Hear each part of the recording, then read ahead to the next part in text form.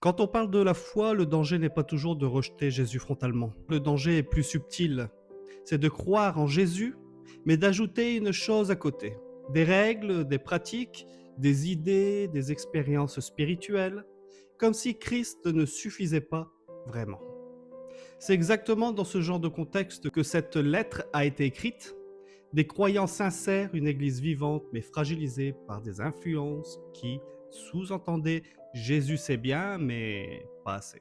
Et peut-être que toi aussi, parfois tu ressens cette pression. Tu crois en Christ mais tu te demandes encore si ta vie peut vraiment changer, si ta foi est assez forte, si tu fais assez bien, si tu vis vraiment ce que Dieu attend de toi. Le cœur du message est radical. Christ est le Seigneur suprême. En lui, tout est déjà donné. Et parce que tu es uni à lui, ta vie ne peut plus être la même. Tu n'es pas appelé à bricoler ton ancienne vie, mais à vivre une vie entièrement nouvelle, transformée de l'intérieur dans l'amour, la paix et la communion avec les autres. Si je devais résumer tout cela en une phrase, je dirais, puisque tu es passé de l'homme ancien à l'homme nouveau en Christ, tu es appelé à vivre dès maintenant une vie transformée, visible, concrète, centrée sur lui, dans chaque domaine de ton existence. D'abord, Paul te parle sans détour de l'ancienne vie. Il utilise des mots forts, fait mourir, rejette. Il ne dit pas essaye de faire mieux ou réduis un peu. Il parle d'une rupture nette. L'homme ancien, c'est une manière de vivre centrée sur toi, sur ses désirs, les colères, les mensonges, les convoitises. Paul explique que ces choses ne sont pas neutres. Elles détruisent la relation à Dieu, aux autres et à soi-même. Imagine quelqu'un qui voudrait garder un vêtement sale sous un habit neuf. Peu importe la beauté du vêtement extérieur, l'odeur finit toujours par remonter. Tu ne peux pas vivre la nouveauté de Christ sans accepter de laisser mourir ce qui appartenait à ton ancienne vie. Concrètement, tu es appelé à nommer ce qui dans ta vie ne correspond plus à ton identité en Christ. Pas pour te condamner, mais pour le déposer. Peut-être que c'est une colère que tu nourris depuis longtemps, une habitude secrète, une manière de parler qui blesse, une double vie intérieure.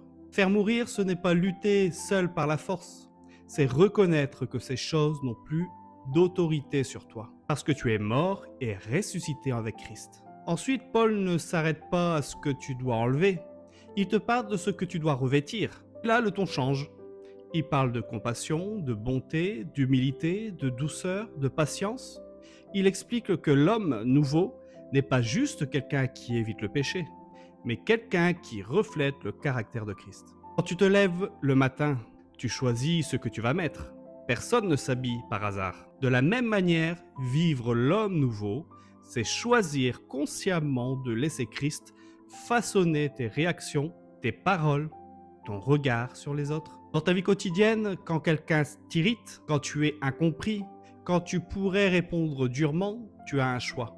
Soit tu réagis selon l'homme ancien, soit tu revêts l'homme nouveau. Et Paul insiste, tout cela se vit en communauté. Ce n'est pas une sainteté isolée. Tu apprends à pardonner parce que toi-même tu as été pardonné. Tu apprends à supporter les autres parce que Christ te supporte chaque jour. Puis Paul met un accent très fort sur deux réalités centrales, l'amour et la paix. Il dit que l'amour est comme le vêtement par-dessus tous les autres, celui qui tient tout ensemble. Sans amour, même les bonnes œuvres deviennent creuses. Et il ajoute que la paix de Christ doit régner dans ton cœur. Le mot est fort, régner, comme un arbitre qui décide. Quand un conflit intérieur ou relationnel surgit, la question n'est pas qui a raison, mais est-ce que la paix de Christ gouverne ma réaction? Ici, l'application est très concrète. Dans ta famille, dans ton église, dans ton travail, tu es appelé à être un artisan de paix. Pas une paix superficielle, mais une paix enracinée dans Christ. Cela demande parfois de renoncer à avoir le dernier mot, de choisir le pardon, de marcher dans l'humilité. Paul continue en plaçant la parole de Christ au centre. Il ne parle pas seulement de lire la Bible, mais de la laisser habiter richement à toi, comme une musique qui façonne ton cœur, tes pensées, ta manière de voir le monde. Quand la parole de Christ habite en toi, elle déborde naturellement, dans l'enseignement, l'encouragement, la louange, la gratitude. Et enfin, il élargit tout à l'ensemble de ta vie. Quoi que tu fasses, en parole ou en action, fais tout au nom du Seigneur Jésus. Autrement dit, il n'y a pas de compartiment spirituel et non spirituel. Ta foi concerne tes paroles, tes relations, tes choix cachés. Toute ta vie devient un témoignage de la nouvelle création que Dieu est en train d'accomplir. Alors pour conclure, retiens ceci.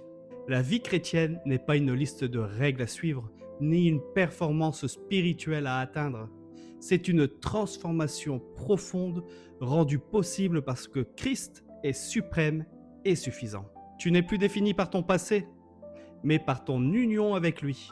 Chaque jour, tu es invité à laisser mourir l'homme ancien et à revêtir l'homme nouveau, à marcher dans l'amour, à laisser la paix de Christ régner et à faire de toute ta vie un acte de reconnaissance envers Dieu.